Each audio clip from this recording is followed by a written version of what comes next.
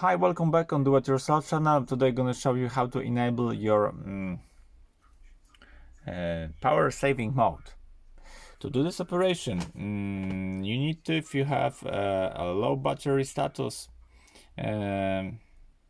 slide your upper bar and to the right, and you have your power saving mode. As you see, battery percent, your standby time, and you can enable it.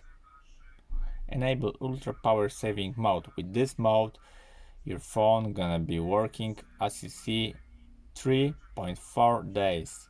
It's very much.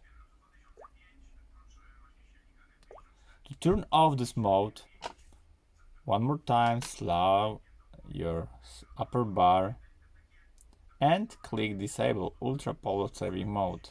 Disabled.